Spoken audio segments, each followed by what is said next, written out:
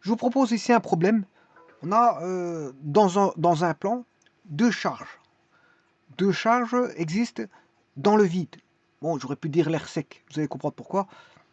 Avec les deux charges qui sont identiques, elles sont en valeur égale. Et toutes les deux sont égales à 1 microcoulomb.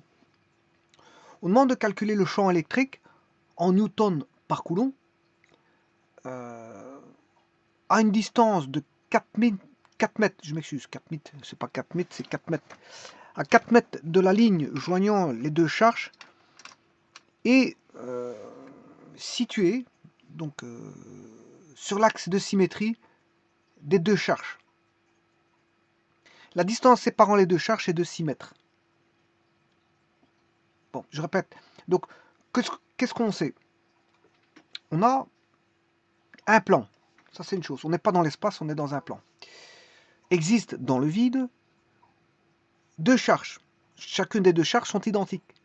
Elles valent chacune 1 microcoulomb. Coulomb. On demande de calculer donc le champ électrique en newton par coulomb à une distance de 4 mètres de la ligne joignant les deux charges et située sur l'axe de symétrie des deux charges. Donc, à une distance de 4 mètres de la ligne joignant les deux charges et située sur l'axe de symétrie des deux charges. La distance séparant les deux charges est de 6 mètres. Bon, ça veut dire que le problème il est assez clair et net. Donc, alors pour le dessiner, c'est un problème de lieu. C'est un problème de lieu. Un lieu géométrique. Pour pouvoir dessiner, c'est un problème de lieu géométrique.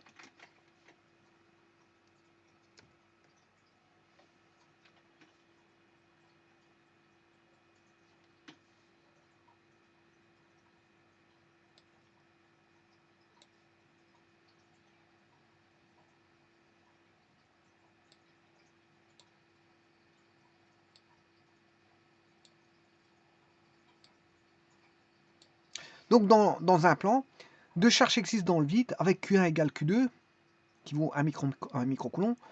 On demande de calculer le champ électrique en newton par coulomb à une distance qui est située, enfin le point où on vous demande de calculer le champ électrique.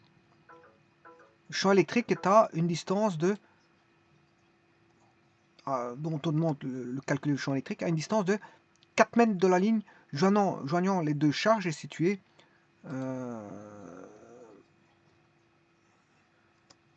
sur l'axe de symétrie des deux charges. La distance séparant les deux charges est de 6 mètres.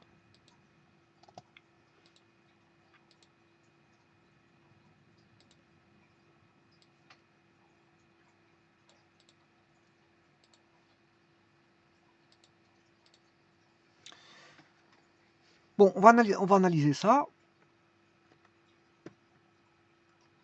On a un plan. Bon, ici le plan, je prends voilà, la feuille que j'ai ici en présence, c'est mon plan. Alors, qu'est-ce qu'on sait?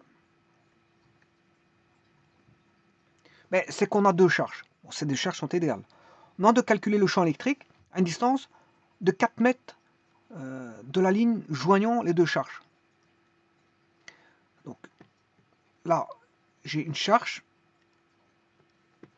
et une seconde charge, Q1, Q2. Ces deux charges-là ont même valeur, mais en fait, ce sont des charges ponctuelles. Donc je les représente par des points. Q1, Q2. On peut réunir ces deux charges au travers d'une droite, voilà, qui va réunir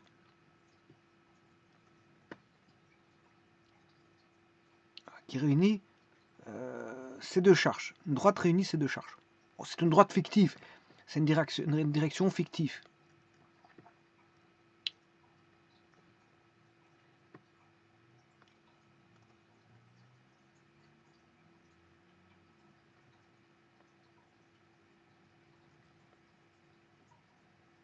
Q1, Q2. Voilà. Donc on a deux charges dans le plan, voilà. Je les réunis par une droite fictive.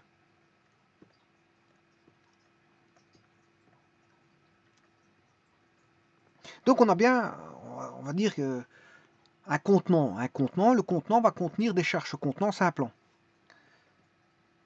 Donc c'est un problème de géométrie hein, pour l'instant. Voilà, on a une distance D.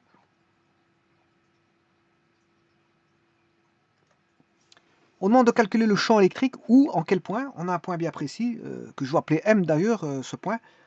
Donc on demande de calculer en newton par coulomb, à une distance de 4 mètres de la ligne joignant les deux charges. Bon, la ligne joignant les deux charges, c'est la droite D.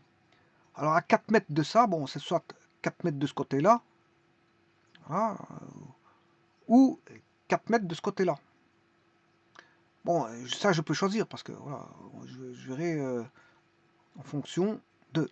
Alors bon là, vous avez, du moment qu'on est à 4 mètres, voilà, ça c'est les lieux des points qui sont à une distance de 4 mètres de la droite D, ben, c'est une droite parallèle à la droite D. Bon, je vais appeler ça la droite D1. Et alors j'aurai une autre droite D2 qui remplit les conditions. On est à 4 mètres de la droite D. Voilà, donc ça, j'ai deux cas de figure. Être à 4 mètres de la droite D, ben c'est soit à 4 mètres voilà, d'un côté ou 4 mètres de l'autre côté. Donc il y a deux possibilités.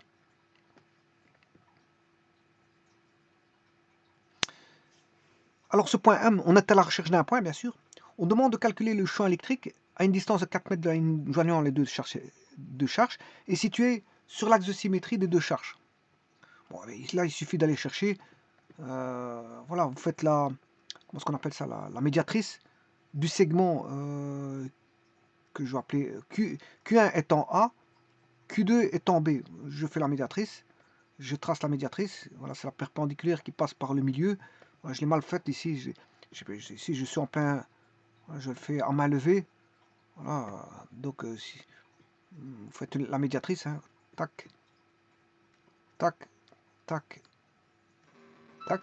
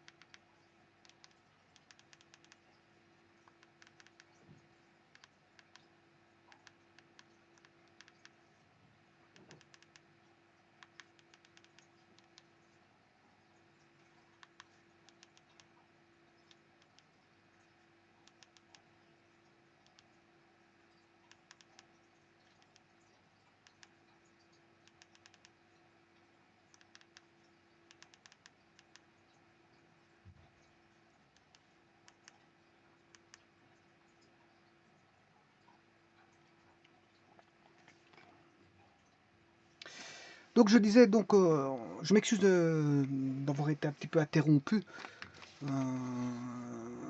Juste ici, je dessine la médiatrice au segment AB. Voilà. Et là c'est l'axe de symétrie du segment B. C'est bien ce qu'ils disent là dans l'énoncé. Hein. Situé sur l'axe de symétrie des deux charges. L'axe de symétrie des deux charges là. Et donc là, le point M, il est assez évident, puisqu'en fait, comme il doit être et à 4 mètres de l'axe joignant A et B et sur l'axe de symétrie, c'est-à-dire la médiatrice du segment AB, eh bien, il n'y a que deux points possibles. C'est soit ce point-là, M, ou ce point-là, M'. Donc je dois calculer le champ en M ou en M'. Alors, calculer le champ en M ou en M', bon, on aura la même valeur de champ, hein, je vous le dis tout de suite. Hein. Bon, on a une symétrie, donc qui dit symétrie dit on aura le même champ. Donc autant le calculer en M, ça suffit. L'autre côté, ce sera la même chose. Alors là, si c'est l'autre côté, je vais vous montrer comment on fait. Alors pour ça, on demande la distance séparant les deux charges est de 6 mètres. Donc ici maintenant, on sait bien que ce qui va séparer les deux charges, AB, là on a une distance de 6 mètres. Voilà, on a 6 mètres. Donc ce qui veut dire que de là à là, on a 3 mètres, de là à là, et de là à là, on a 3 mètres. Et de là, bien sûr, de là à là, il y a 4 mètres. C'est un problème de géométrie. Après, maintenant, je peux travailler un petit peu en électrostatique. Donc, c'est un problème de géométrie. Et là, je vais l'appeler. Maintenant, je vais mettre un axe, un système d'axe. Alors, mon système d'axe, je vais le mettre de façon la plus judicieuse possible. Alors, je vais mettre un axe Y ici, comme ceci. Voilà. Ça, ce sera Y. Et un axe X comme ça. Voilà, donc, on aura l'axe X et l'axe Y. Donc, le problème est assez simple. Donc, ici, je vais faire ça ici. Donc, je vais placer, comme on a 6 mètres la première charge, je vais mettre la première charge, donc je vais mettre un petit cercle, x carré plus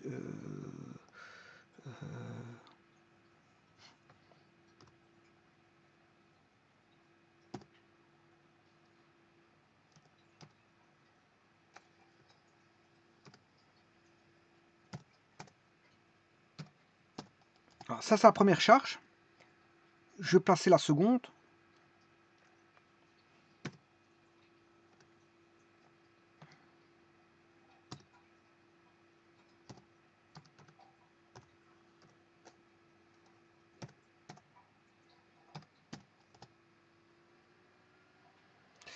Voilà les deux charges. Alors maintenant, vous avez compris que la troisième est sur l'axe des X. J'ai placé mes deux charges en AB. Et là, je vais mettre au point M et M', les deux charges. Et là-bas, bon, je vous rappelle que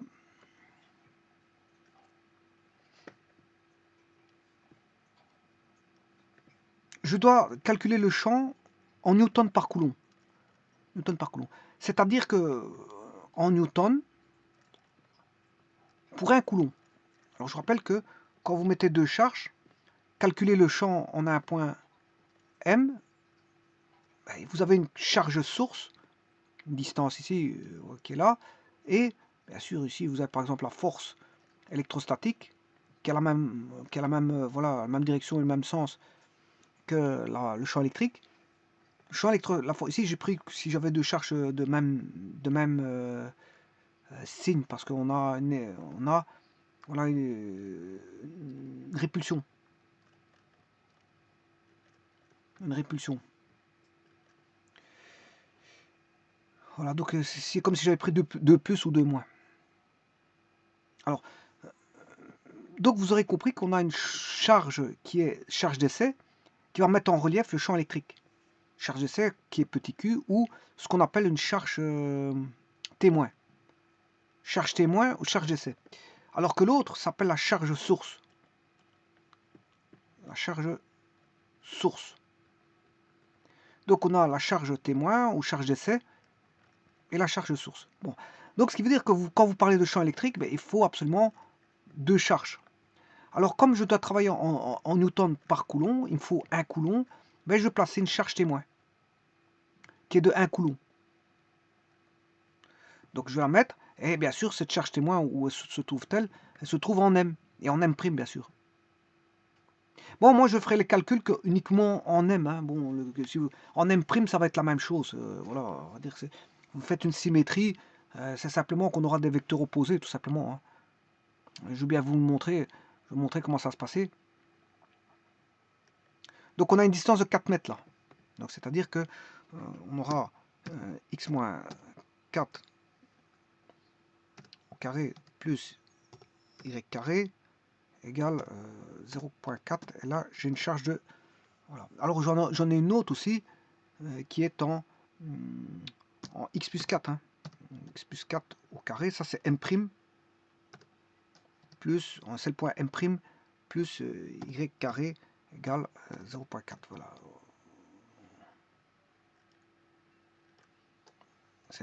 Alors les charges situées, là on a 1 microcoulomb et l'autre c'est 2 fois 1 coulomb. C'est deux charges témoins.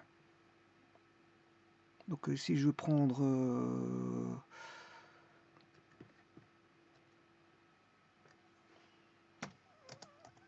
un microcoulomb. Voilà. Celui-là en bas, c'est aussi un microcoulomb.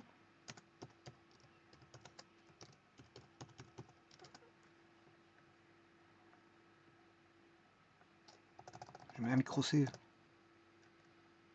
Voilà. Celui-ci, la charge témoin. Donc je viens de mettre les deux charges sources. La charge témoin, c'est un coulomb. C'est une grande unité, hein, ça, je vous le dis. Comme ça, on aura la force en coulomb, en coulomb. Voilà, et un coulomb. On a tout.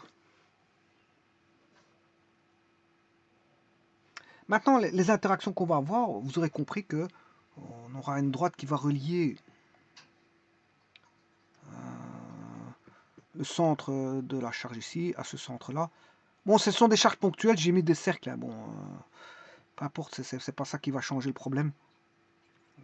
Voilà, ici, l'interaction entre ces deux-là. Voilà, ça c'est les lignes d'interaction des charges. Voilà. On va voir ça. Alors moi je ne travailler que sur le point B. Hein. Bon, sur le point C, c'est un peu la même chose. Je travaille qu'avec le point B. Bon, donc le système c'est le point B parce qu'on me demande de chercher, voilà, allez, si je vais l'appeler M. Voilà. Bon, c'est pas ça.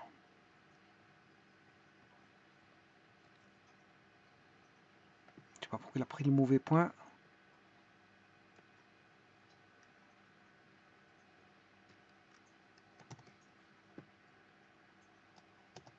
Voilà. M. Et le C, c'est M'. Hein.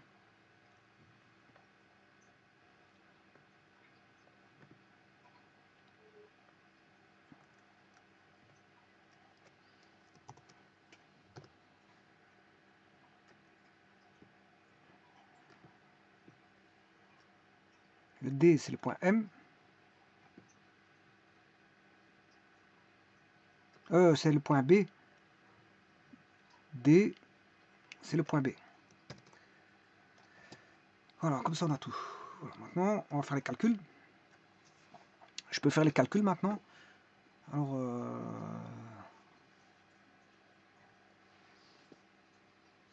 pour ça, je vais calculer donc la force de Newton. De Coulomb, je m'excuse.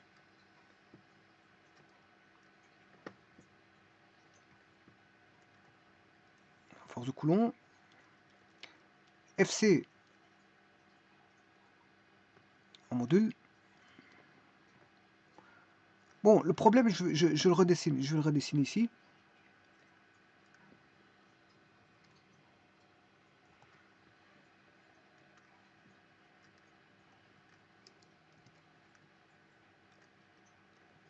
Alors on aura, si je prends le système en M, au point M, supposons que ça c'est le système,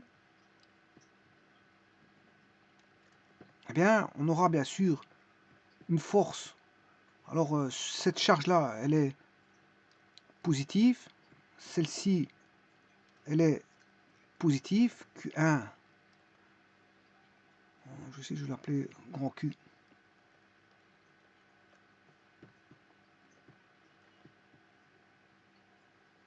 Q est positif, petit q est positif, je vais l'appeler Q1, Q2 est positif, et Q' est positif. Donc ici, il y a une interaction qui va se faire comme ceci. On aura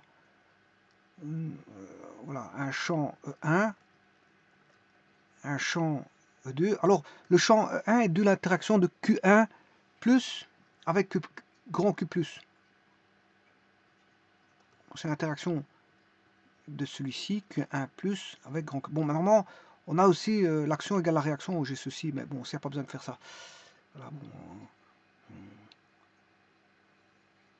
Alors, Q1 aura une interaction avec M', voilà.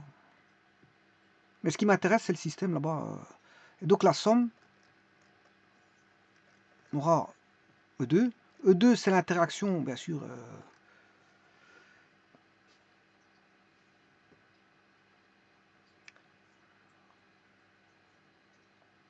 Alors normalement, j'ai une troisième interaction, mais je vais enlever ça. Je vais enlever ça.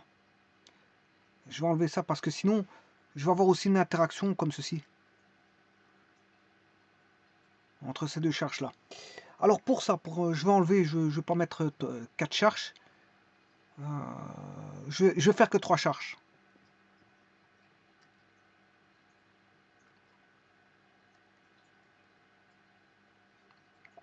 Je ne vais faire que 3 charges. Je vais faire comme si... voilà, il y a 2 cas possibles, mais je vais en prendre un des deux, hein, soit M ou M'. Voilà. Parce qu'il y a 2 cas possibles, soit M ou M'. Je choisis le point M.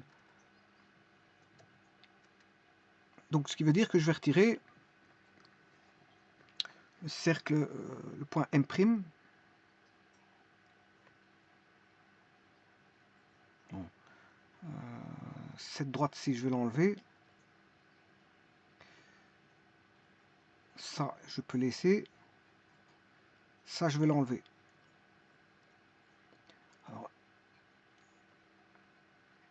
Ensuite, le cercle.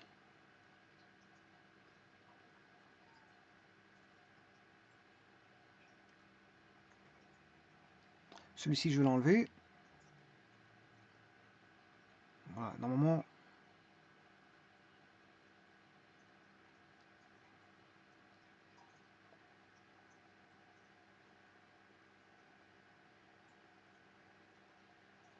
Voilà, tout ça, c'est enlevé. Donc, l'interaction, c'est que ça.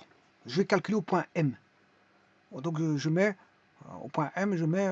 parce que je ne m'intéresse pas au... Soit je calcule en M', ou soit en M. Parce que bon, si je réponds à l'énoncé, c'est soit M ou M'. Hein.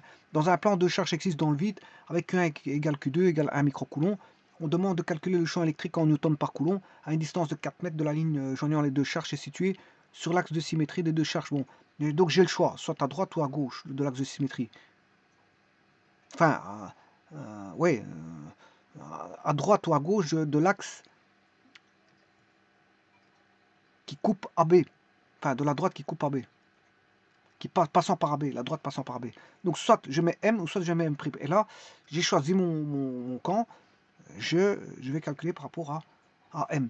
Ce qui veut dire que si je fais les calculs, on aura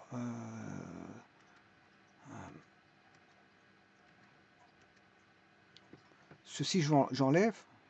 J'ai plus de Q'.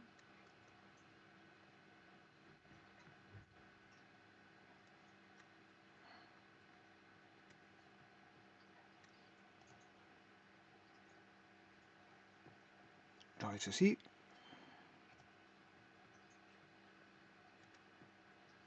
Donc, comme je vous ai dit, donc là, il n'y aura pas d'interaction entre les deux charges ici, parce que c'est soit d'un côté ou de l'autre. Voilà, et donc le champ total, ben, vous aurez compris que le champ total, ben, il faudra faire la somme des deux champs. Voilà, la somme de deux champs, qui sera comme ceci. Donc, normalement, on devra, comme on a deux charges identiques, en Q2, c'est la même chose que Q1. On a deux charges identiques, Q2 égale Q1.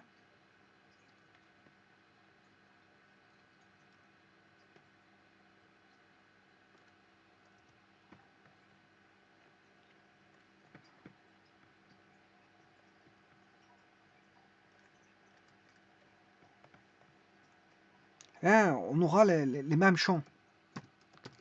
On aura les mêmes champs. Donc le champ E1, quand je dis le même champ, pas avec le même angle, hein, c'est ça que je veux dire. Bon, alors je vous rappelle qu'ici, on a le 0 qui est ici. Hein. Ça veut dire que là, on a 3 mètres. Là, on a notre 3 mètres. Puisqu'au total, on a 6 mètres. De là à là, on a 6 mètres. Alors de là à là, on a 4 mètres. Bon, donc ici, l'angle est facile à trouver. Alpha, moins alpha. On aura moins alpha. Moins alpha comme angle. Alors, ce qui veut dire que le champ total, ET, ben, il n'aura qu'une composante suivant X. Suivant I. Ouais, donc suivant X, c'est ça que je disais. Alors, l'angle est facile à trouver parce que vous avez ici un triangle rectangle. A, O, c'est M. On a 4, 3 par Pythagore, ça on sait bien que c'est 5, c'est 3, 4, 5. C'est le fameux triangle 3, 4, 5. 3, 4, 5. D'ailleurs, si vous faites 4 au carré 16 plus 9, ça fait 25, racine carrée de 25, c'est 5. Donc on sait bien que c'est 5. Et alors bon, dans un tel triangle, on sait connaître l'angle ici, l'angle là. Et donc fatalement, là on a deux angles opposés. Cet angle-là est égal à cet angle-là. Mais que cet angle-là est égal à l'angle-là. Eh bien on va calculer tout ça. Alors la première chose à faire, je vais faire la force F1 en module. Hein. Je vais calculer la force F1 qui est égale à 1 sur 4 pi epsilon 0. Bon, 1 sur 4 pi epsilon, on est dans le vide, hein, 1 sur 4 pi epsilon 0. Je vous l'ai dit au départ, on était dans le vide, les marqué dans l'énoncé. Voilà, là, dans le vide. Deux charges dans le vide, voilà, donc c'est 4 pi epsilon 0. Bon, mais 4 pi epsilon 0, je vous ai dit que ça faisait 9 fois 10 exposant 9. Donc je ne vais pas faire de tergiversation. Alors profitons-en pour faire la force F2. La force F2, c'est aussi ça, c'est un invariant, donc il n'y a rien qui bouge là. Alors maintenant, je vais calculer Q1 plus et Q2 plus avec la charge de 1 coulomb. Voilà. Et là, j'aurai le calcul qui sera calculé.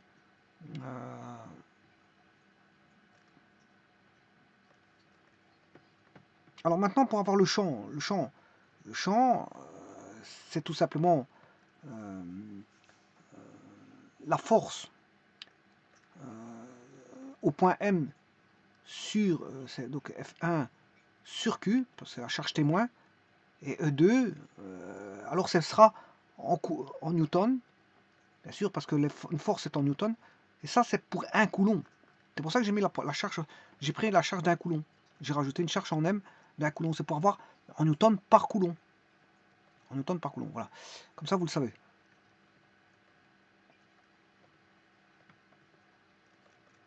J'ai pris Q égale 1 coulomb pour avoir des newtons par coulomb. Alors le E2, ben, il n'y a pas photo, c'est la même chose.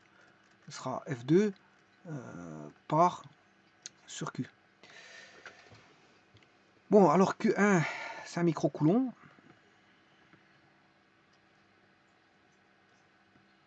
Alors les deux calculs seront identiques. Hein. Puisqu'on aura ici Q1 plus 1 microcoulomb, Q2 plus 1 microcoulomb, Q 1 coulomb et Q 1 coulomb.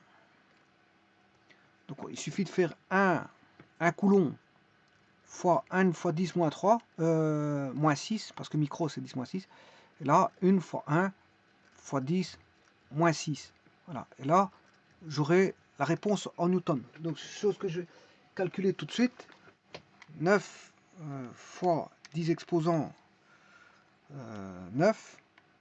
Voilà. Ouais, alors, 10, je peux faire les puissances, hein, parce que 10 moins 9, enfin 19 et 10 moins 6, ça fait 10, 3.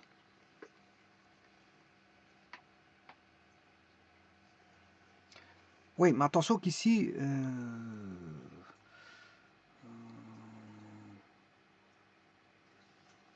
attention que je dois diviser aussi par, j'ai oublié de diviser par R carré.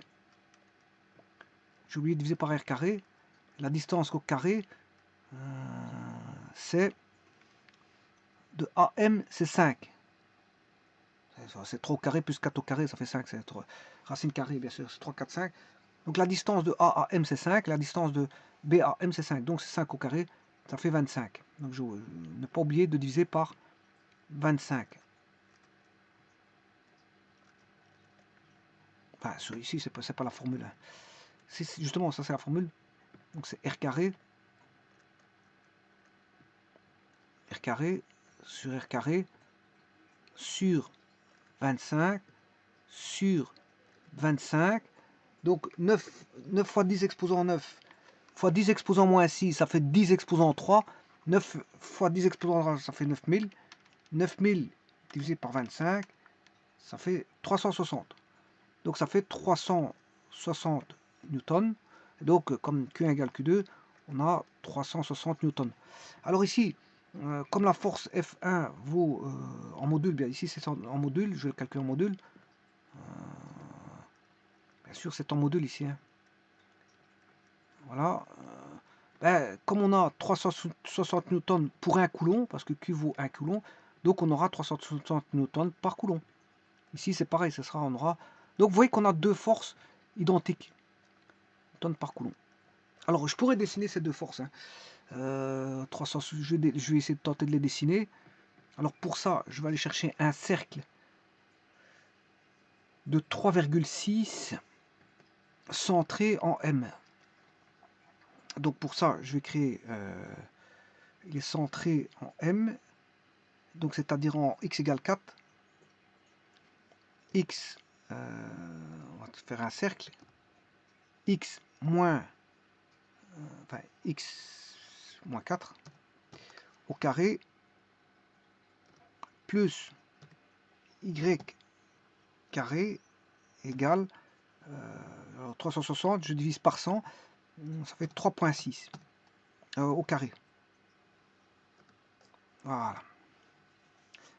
Donc ça veut dire que je peux mettre un vecteur qui va partir. Bon, tout d'abord, je vais chercher une intersection. Intersection qui va aller de ce centre. Voilà. Alors maintenant, je peux dessiner un vecteur. Bon, je vais faire l'autre aussi. Intersection de ça avec ça. Voilà. Je peux retirer cette fameuse construction. C'est pour avoir 3,6 cm. Hein. Bon, 360 newtons. Voilà, c'est 3,600. Là, en fait, c'est pour faire. Comme j'ai trouvé 360 newtons, je vais prendre 1 cm égale 100 newtons. Voilà, c'est mon.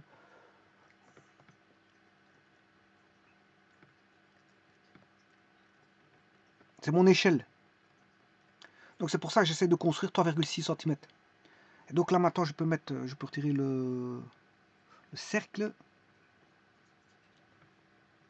Il ne m'intéresse plus. Alors il y a un point qui ne m'intéresse pas non plus, c'est le point E. Oui. Le point E. Voilà. Le point E ne m'intéresse pas. Et là je peux tracer mes deux vecteurs. Donc j'ai un vecteur qui va partir de là à là. Là c'est 360 newtons. Et de là à là c'est 360 newtons. Ça ce sont mes deux forces, F1 F2.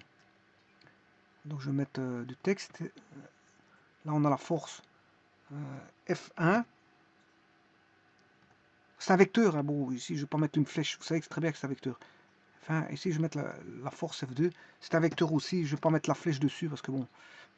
Voilà, F1, F2. J'ai de mettre deux vecteurs. Maintenant, ce que je vais faire, je vais calculer le champ. Il fait ça là. Il fait la même chose. Hein. Le champ, c'est la même chose. Il fait 360 newtons. Voilà. Maintenant, je vais travailler avec les composantes. Sachant qu'on connaît le module, hein, les deux vecteurs. Le module des deux vecteurs est connu, donc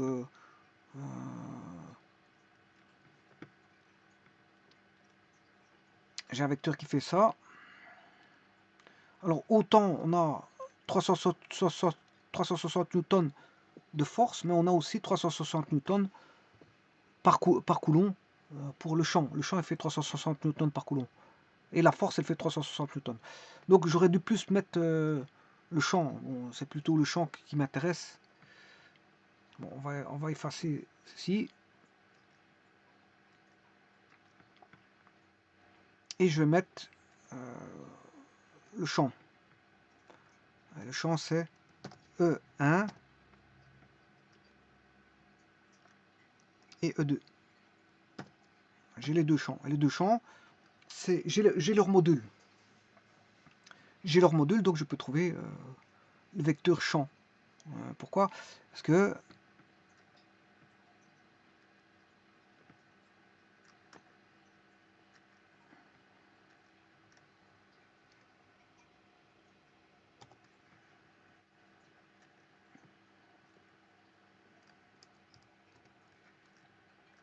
ici, on a un angle ici qui est connu, alpha. Pourquoi? Parce que cet angle alpha, il vaut cet angle-là. Alors là, on sait bien qu'est-ce qu'il vaut, parce que c'est ceci. Là, on a 3, là, on a 4. Donc, je sais trouver l'angle alpha. Alors, c'est deux angles qui sont opposés par leur sommet.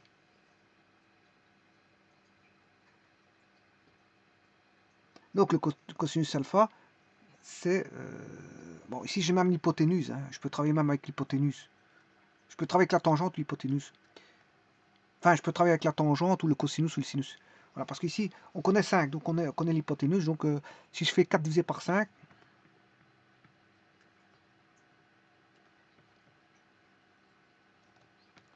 divisé par 5, c'est côté opposé sur l'hypoténuse.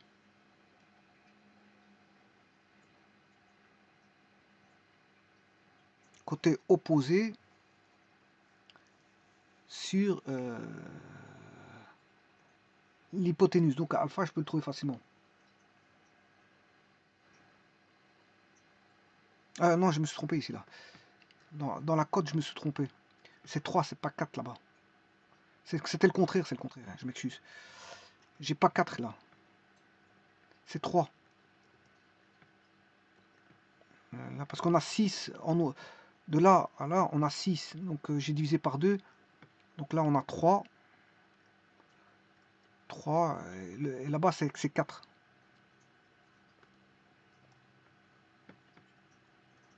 De là à là, on a 4.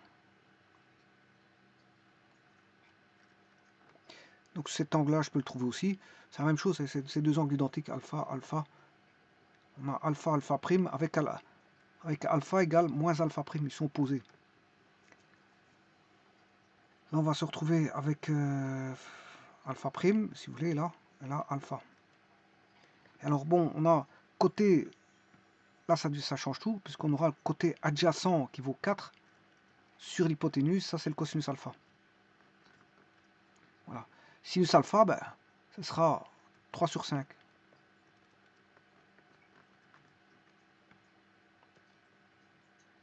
Et tangente alpha, c'est 3 sur 4. Donc 4 sur 5, c'est cosinus alpha.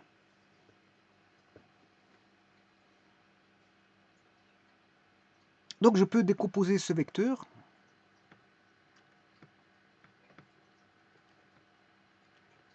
suivant x et suivant y.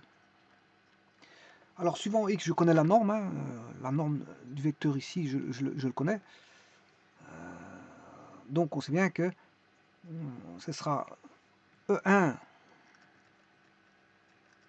sur voilà, C, je vais appeler CD. E sur CD, ça c'est le code. Non, c'est CD sur E1, je m'excuse. CD, alors CD, qu'est-ce que c'est? Ben, c'est EX. EX sur la norme de E1 égale, alors cosinus ou sinus? EX, c'est la côte adjacent, et E1, c'est la norme, qui est l'hypoténuse, donc c'est l'adjacent sur l'hypoténuse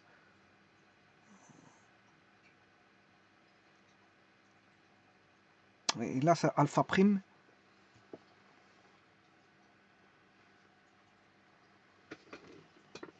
Donc j'aurai aussi EY, je peux trouver EY sur la norme de E1.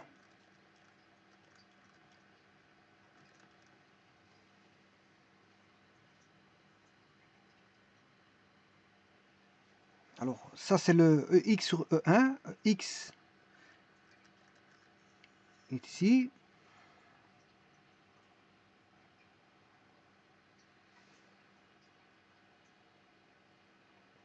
Égale à cosinus alpha prime.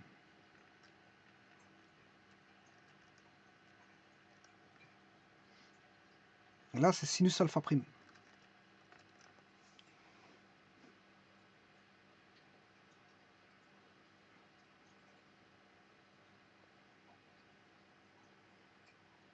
Donc, je peux écrire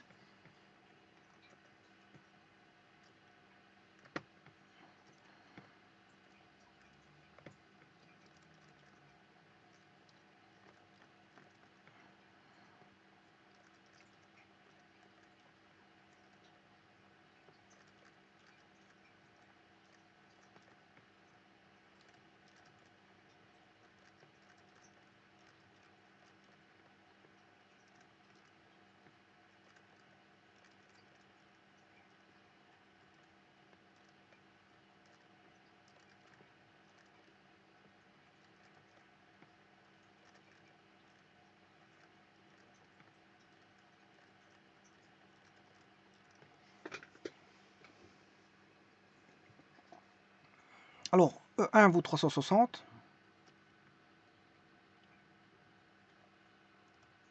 et E2 aussi.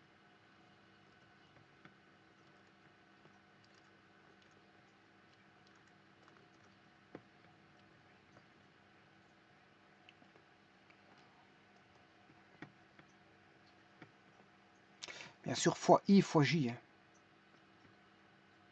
Composante en I,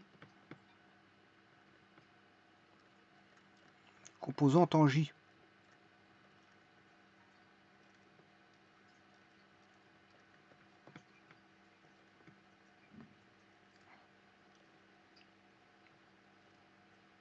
Composante en I,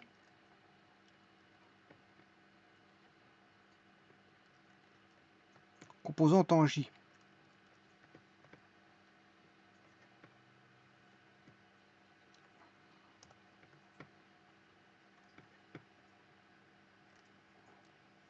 En sachant que la résultante qu'on recherche, c'est E1 plus E2.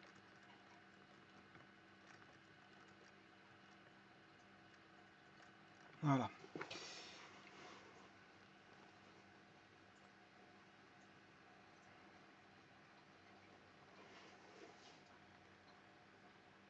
Maintenant, il ne reste plus qu'à chercher cosinus alpha prime.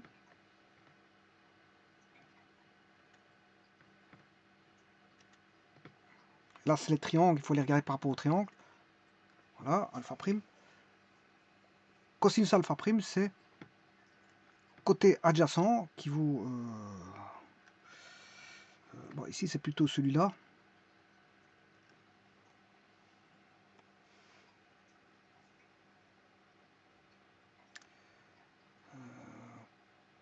Cosinus alpha prime.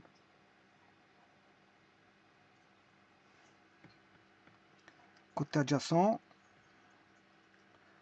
sur l'hypoténuse qui vaut 5. Donc 4 cinquièmes.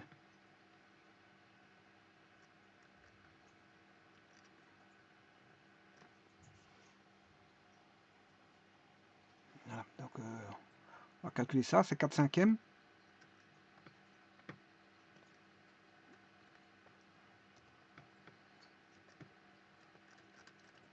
Je vais multiplier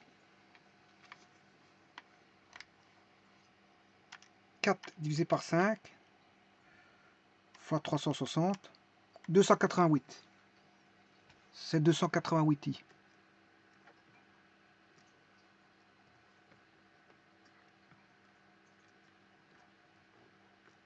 Alors l'autre c'est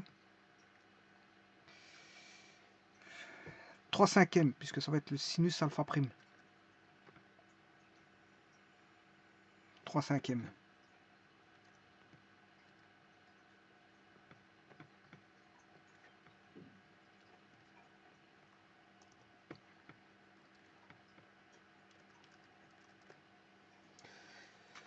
360 divisé par 5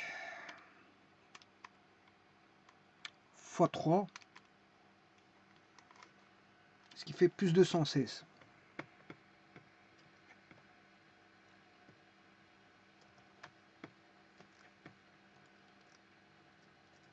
Bon, maintenant, je vais calculer cosinus alpha. Alors, si on regarde les... Maintenant, si je regarde le vecteur,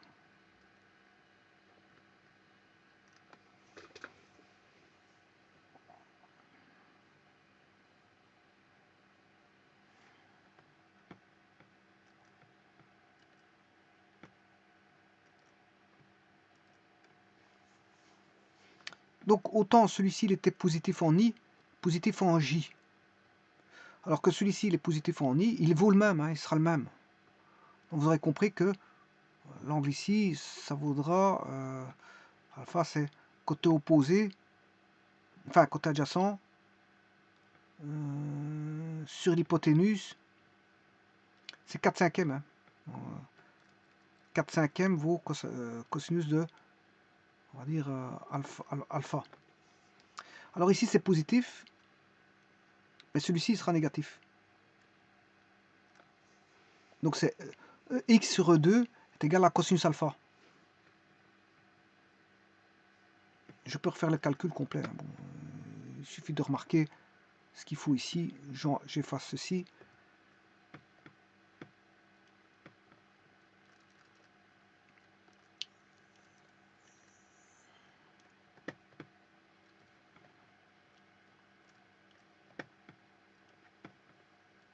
EX sur E2 égale cos alpha.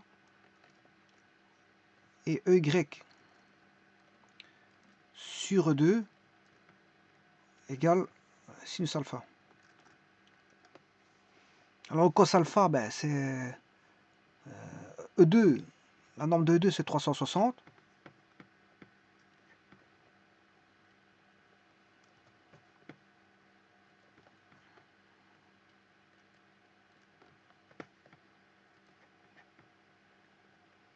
Newton par coulomb. Et le sinus alpha, bon, il y en a un qui est positif, et en Y il est négatif. Donc il faudra mettre un 1 moins. Et le cosinus alpha, c'est côté adjacent sur l'hypoténuse. Donc alpha ici, côté adjacent sur l'hypoténuse. On a l'angle alpha ici, mais c'est cet angle-là. Donc c'est 4 cinquièmes. 4 cinquièmes. Et je vous ai dit que c'était le même que l'autre. Hein, ça va être le même que l'autre. Hein, 4 cinquièmes fois 360. Et l'autre c'est moins, parce que le vecteur il descend ici. Le vecteur ici, il a une composante opposée à celle de J. Alors le vecteur J, il est là. Le vecteur J, c'est celui qui est ici. Le vecteur I, il est comme ceci. Donc, comme celui-là est opposé au vecteur J, je vais mettre un moins là. Et le sinus, bien sûr, c'est 3 cinquièmes. Alors pourquoi on a ce... voilà, c'est normal parce que on a un problème symétrique, hein, c'est un peu pour ça. Alors maintenant, c'est pour ça que, comme on a un problème symétrique, ben, vous aurez compris que là 360 fois 4 cinquièmes, on va retrouver les 288. C'est symétrique. C'est deux vecteurs qui sont, voilà, on a une symétrie orthogonale par rapport à l'axe OX. Et l'autre, vous aurez compris que c'est la même chose que c'est avec un moins 360 fois 3 cinquièmes, ce qui fait moins 216. Donc là, vous aurez compris que si vous faites la somme, vous aurez plus de J. Parce que 216 moins 216, ça fait 0. Et il va rester en I 288 fois 2. Ce qui fait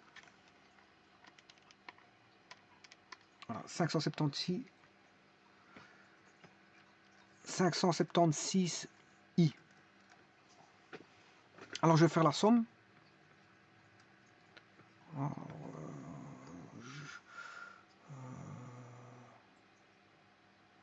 je vais faire la somme vectorielle.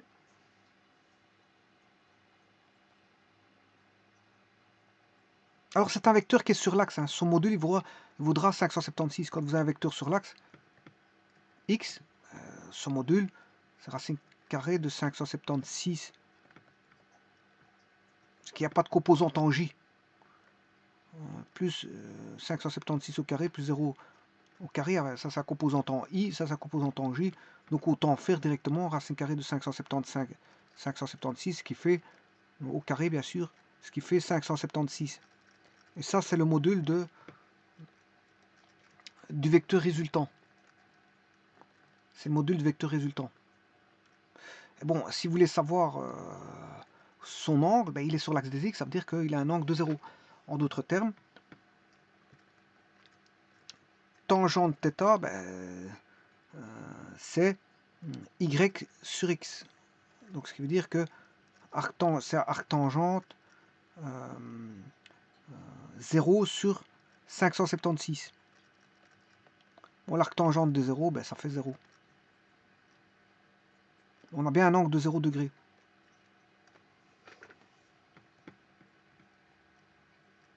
Alors ça, c'est la composante bien sûr en J, et ça, c'est la composante en I. Hein. Vous avez compris ça. Là, j'ai le module. Bien sûr, ici, c'est en newton par coulomb. Et j'ai l'angle. Alors maintenant, je vais faire le calcul ici, sur le dessin, pour vous montrer ça. Alors pour ça, je vais faire une parallèle. Je vais manipuler des parallèles. Parallèle. Alors, point créé, c'est celui-là. Quoi? C'est la droite là. Ensuite, point créé.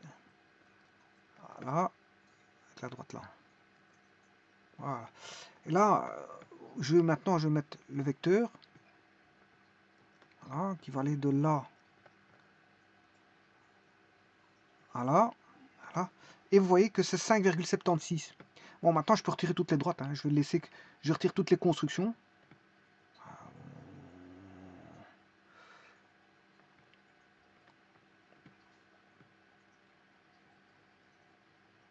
Les droites AM, j'ai pas besoin. Bon, ça c'est quoi? Cette pointe là, j'ai besoin. La droite là, j'en ai pas besoin. La droite là, pas besoin. Cette droite-ci, j'en ai plus besoin. Voilà. Et là, c'est. Vous voyez qu'on a 5,76. Comme l'échelle, c'est 1 cm pour 100 newtons. Là, 1 cm pour 100 newtons. Ben, j'ai 5,76. Ben, fois 100, ça fait 576 newtons. Donc vous voyez que le calcul est bon. Et l'angle, il fait bien 0 degré. Ouais, il y a bien 0 degré.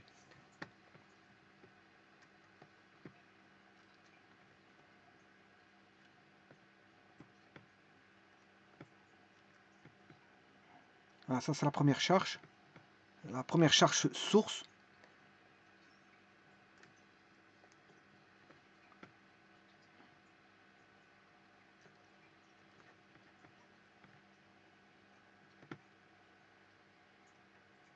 La seconde charge source. Voilà, la première. La seconde. La charge témoin.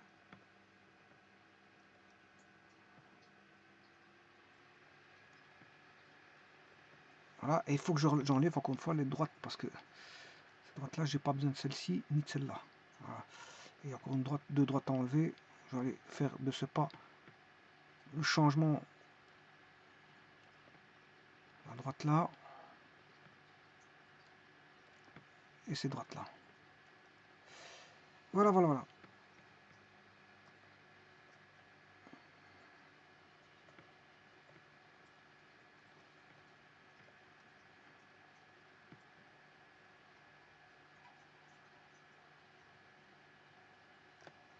Et donc, vous voyez qu'il y en a une qui va interagir, la première charge témoin au-dessus, va interagir avec celle en bleu. En fait, on a un système triangularisé ici. Hein. On a juste un système triangularisé, parce que vous avez, on va dire, l'interaction voilà, de trois charges. Hein. Voilà, le point A. Une charge située au point A avec C, une charge située... Normalement, il y a... Voilà, mais ça, c'est au point M. Voilà, c'est l'interaction d'un système triangularisé, mais quelque part, j'ai pris le système de telle manière à ce que B interagisse avec... Le système, c'est celle en bleu. Le système, c'est celui en bleu. Donc, qu'est-ce qui interagit avec le système en bleu? Ben, c'est les deux de 1 micro. Donc, on a un système triangularisé, mais ça veut dire que celle en bleu, il y a deux charges qui vont interagir avec la charge en bleu, c'est les deux en rouge. Et donc, fatalement, s'il y a deux, deux charges qui interagissent avec celle en bleu, on aura deux vecteurs. Si vous avez deux vecteurs, ben, il faut sommer ces deux vecteurs-là. On a un vecteur résultant. Et comme ils sont symétriques, et que j'ai pris l'axe OX qui était l'axe de symétrie, hein, l'axe OX est l'axe de symétrie entre AB, entre les charges AB, ben, fatalement, la résultante va se trouver sur l'axe de symétrie. Donc on a un système symétrique ici. On a un système symétrique. C'est un système symétrique, mais voilà, c'est pas pour autant que le champ va donner 0. Parfois il donne 0, ça peut arriver quand la disposition des charges peut donner 0, parfois ça ne donne pas 0, parfois ça donne autre chose. Mais ici, c'est un système symétrique, mais ça ne donne pas 0. Mais généralement, le système symétrique, on a tendance à croire que ça vaut 0. Mais ce n'est pas toujours le cas, vous voyez ici. Ici, c'est un système symétrique. Bon, on va dire ça comme ça.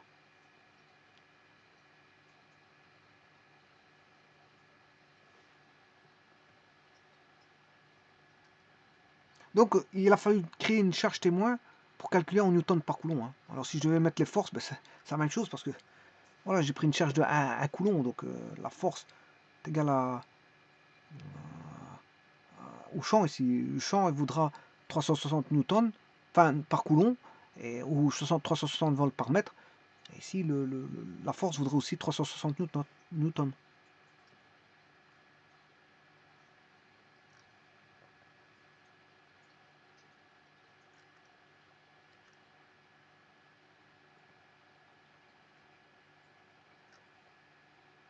Et si vous voulez voir que la résultante c'est ça. C'est le vecteur W.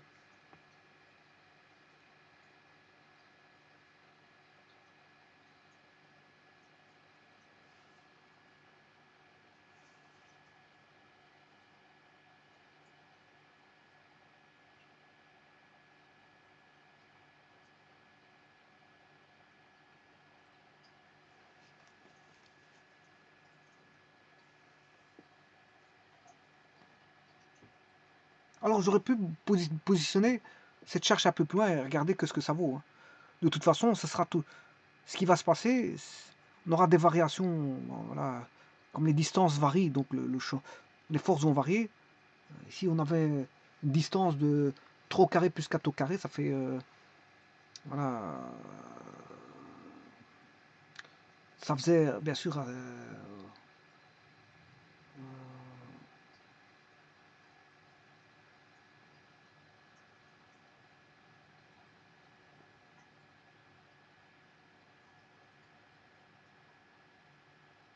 ici je me demande si je me suis pas trompé là.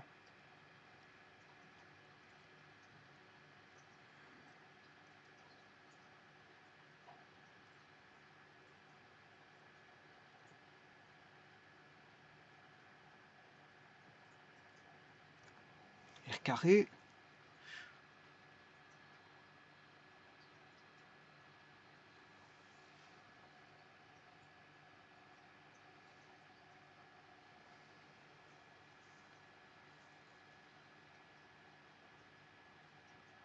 Et 3, 4, 5 c'est juste, donc c'est R carré ou bien 25. Alors supposons que j'augmente la distance. Mais je me situe toujours sur l'axe. Cette distance-là va augmenter. Donc comme il est inversement proportionnel, si ça augmente, la force va diminuer. Si j'augmente cette distance-là, alors comment je pourrais augmenter cette distance-là? J'augmente la distance, par exemple, en plaçant un cercle en 7, par exemple, ou en 8. Si je repasse, enfin, une charge. de 1 coulomb en 8. Si ma charge témoin recule, donc je la prends en...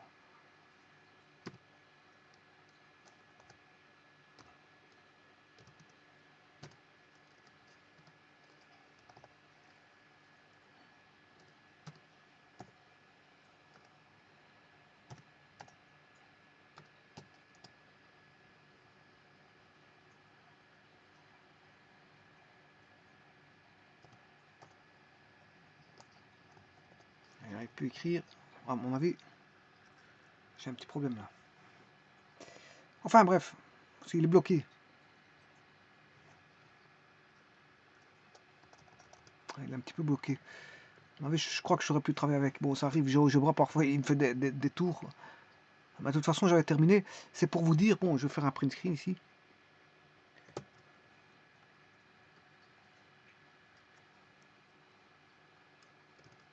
Voilà, c'est pour vous dire que si je devais remettre le système un peu plus loin,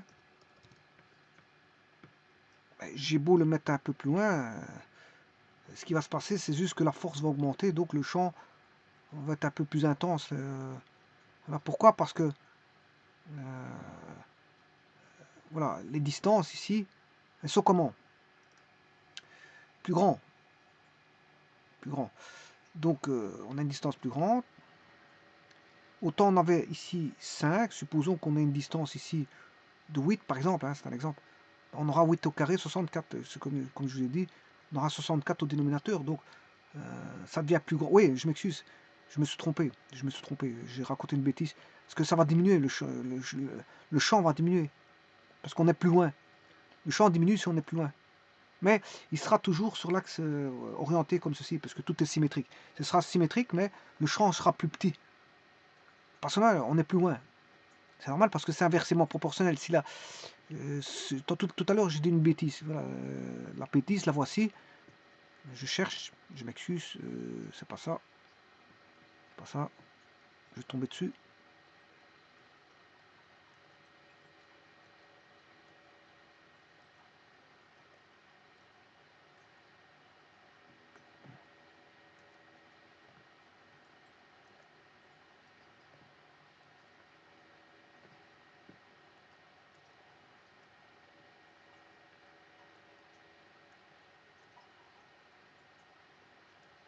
Allez, c'est ici. Je disais que si j'augmente la distance ici, la force va diminuer. Ouais, je l'avais marqué tout à l'heure en plus. Ça augmente d'un côté, la force va diminuer. Donc le champ, si la force diminue, le champ va diminuer.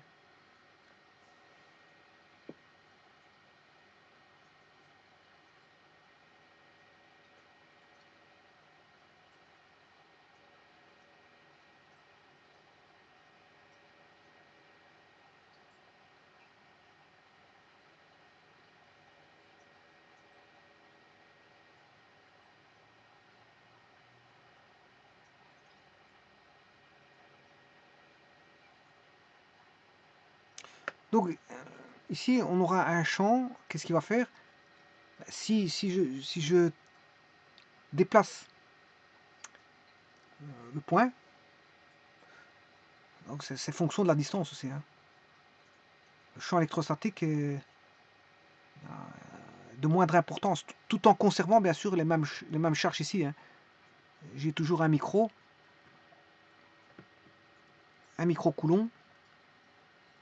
un microcoulomb. Là, j'ai déplacé tout simplement la charge de témoin de 1 coulomb. Je la déplace ici d'un coulomb, donc elle se situe de manière plus éloignée. Donc, bien sûr, on aura une force, si je recalcule les forces, on aura une force beaucoup plus petite. Hein. Mais toujours symétrique. Donc, la symétrie va faire en sorte que vous allez tomber toujours sur quelque chose qui est ouais, une résultante qui est toujours sur l'axe des X. La résultante est toujours sur l'axe des X, mais plus vous vous éloignez, plus voilà, cette résultante diminue.